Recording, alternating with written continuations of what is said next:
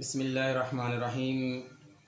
عن ابی ہریرہ رضی اللہ تعالی عنہ قال بینما النبی صلی اللہ علیہ وسلم فی مجلس یحدث القوم جاءه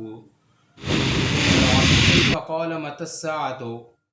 او کما قال علیہ السلام۔ حضرت ابو ہریرہ رضی اللہ تعالیٰ عنہ روایت کرتے ہیں کہ نبی علیہ السلام ایک مجلس میں صحابہ کرام کے ساتھ یعنی ہمارے ساتھ بیٹھے تھے۔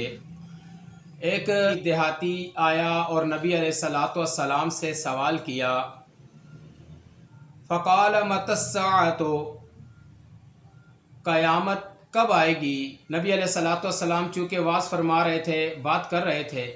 نبی علیہ السلام نے اپنی بات کو مکمل فرمایا اور اس کے بعد پوچھا وہ شخص کہاں ہے جس نے قیامت کے بارے میں سوال کیا۔ وہ شخص سامنے ہوا اور کہا، ہا انا یا رسول اللہ، اے رسول اللہ صلی اللہ علیہ وسلم میں یہاں ہوں۔ اس پر آقا علیہ السلام نے فرمایا، فَإِذَا زُيَّتِ الْأَمَانَةُ فَانْتَظِرِ السَّاعَةَ، جب امانتیں ضائع کر دی جائیں تو قیامت کا انتظار کرو۔ فَقَالَ كَيْفَ إِذَاعَتُهَا، اس نے سوال کیا کہ یہ امانتیں کیسے ضائع ہوں گی؟ تو آپ علیہ السلام نے فرمایا، اذا وسد الامر الى غیر اہلہ فانتظر الساعۃ، کہ جب معاملات غیر اہل لوگوں کو نااہل لوگوں کو سونپے جائیں تو پھر قیامت کا انتظار کریں۔ محترم معزز سامعین کرام، نبی علیہ السلام نے اس حدیث میں ہمیں ایک نصیحت فرمائی، ایک حکم دیا کہ جب، اور قیامت کی علامات میں سے ایک علامت بتا دی کہ جب امانات غیر اہل لوگوں کے سپرد کی جائیں گی، ایسے لوگوں کو امانات اور عہدوں کا ذمہ دار بنایا جائے گا جو ان کے اہل نہیں ہیں، تو پھر قیامت کا انتظار کریں۔ یعنی اگر کوئی آدمی کسی بھی عہدہ اور ذمہ داری کا اہل نہیں، یا تو وہ اس کام کو، اس ذمہ داری کو کرنا نہیں جانتا، یا اگر کرنا جانتا ہے مگر وہ شخص امانت دار نہیں ہے اور مخلص نہیں ہے، یعنی اخلاص کے ساتھ وہ اپنی ذمہ داری ادا نہیں کرتا، تو ایسے لوگوں کو کوئی عہدہ اور ذمہ داری دینا جائز نہیں ہے، بلکہ ایسے لوگوں کو جاننے کے باوجود عہدہ یا کوئی ایسی ذمہ داری دینا یہ فساد اور ظلم کا سبب ہے۔ اب موجودہ دور کے اندر یہ بات ہمارے لیے واضح ہے کہ ایک آدمی جس کے اندر کسی کام کی، کسی عہدہ کی صلاحیت نہیں، لیکن اگر وہ کسی کا رشتہ دار ہے، اس کو رشتہ داری کی بنا پر، تعلق کی بنا پر، یا مفاد حاصل کرنے کے لیے، رقم حاصل کرنے کے لیے ایسے آدمیوں کی سفارش کی جاتی ہے، ایسے آدمی کو کام پر رکھا جاتا ہے، نوکری دی جاتی ہے۔ اب چاہے وہ پرائیویٹ ادارے ہیں یا وہ سرکاری ادارے ہیں،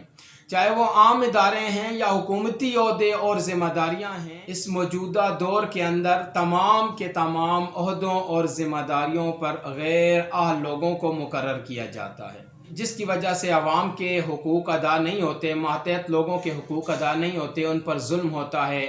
امن و امان ختم ہو جاتا ہے، معاشی لحاظ سے وہ معاشرہ بگڑ جاتا ہے، اخلاقی لحاظ سے وہ معاشرہ تباہ ہو جاتا ہے۔ یعنی جب غیر اہل لوگ ایسی ذمہ داریوں، ایسے عہدوں پر آئیں گے، خصوصاً حکومتی عہدوں پر اور ذمہ داریوں پر جب غیر اہل لوگ آ جائیں گے تو عوام اور ملک کے لیے وہ اچھے نہیں ہوں گے۔ ایسی صورت میں عوام کے ساتھ ظلم ہوگا اور ملک تباہ ہوگا، ملک برباد ہوگا۔ اسی طرح اگر کسی ادارے کے اندر،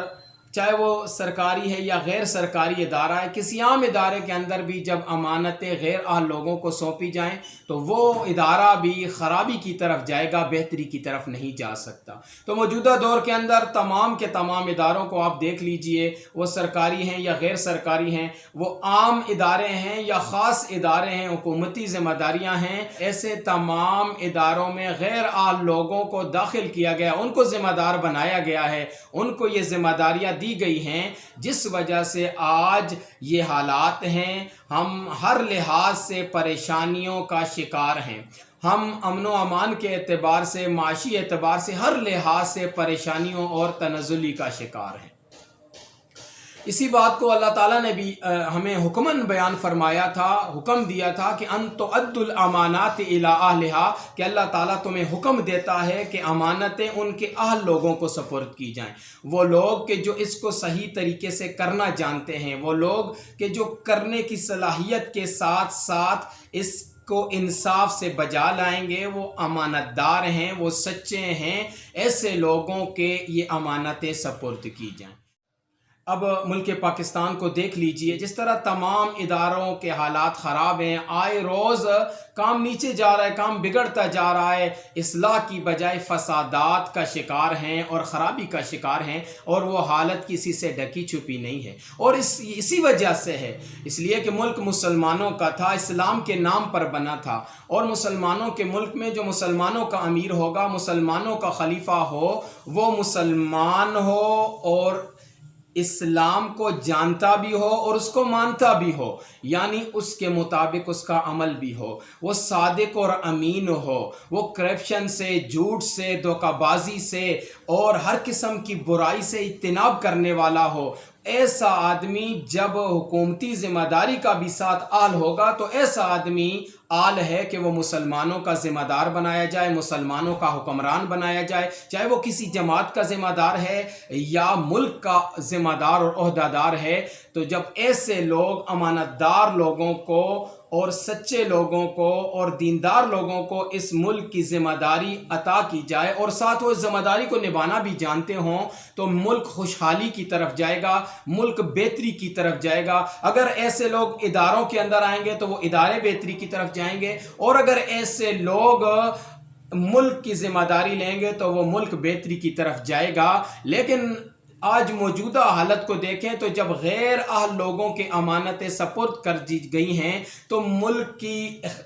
کی اور عوام کی اخلاقی حالت بھی بگڑ چکی ہے، اور معاشی لحاظ سے اور ہر لحاظ سے ابتری کا شکار ہیں اور بگڑی ہوئی حالت میں ہیں، تباہی کی طرف جا رہے ہیں۔ تو اس کی یہی وجہ ہے کہ امانتیں غیر اہل لوگوں کو سپرد کی جا رہی ہیں، اور نبی علیہ السلام نے فرمایا کہ ایسے وقت میں پھر قیامت کا انتظار کریں، یعنی قیامت برے لوگوں پر آئے گی، بدترین لوگوں پر آئے گی، اور قیامت کی علامات ان لوگوں میں پائی جائیں گی جو بدترین ہیں۔ لہٰذا یہ وقت جب آ جائے گا تو یہ بدترین لوگوں کا دور شروع ہو جائے گا، اور ایسے دور میں ہمیں نبی علیہ السلام کی یہ نصیحت ہے کہ ایسے لوگوں کا ساتھ نہیں دینا ہے، ایسے لوگوں کے خلاف کھڑا ہونا ہے اور ایسے نظام کے خلاف کھڑا ہونا ہے۔ ایسے لوگوں کا ساتھ دینے والا یا ایسے لوگوں کے کام پر ایسی حالت میں، ایسی صورت میں خاموش رہنے والا بھی اس برائی کا ساتھ دینے والا ہے، اور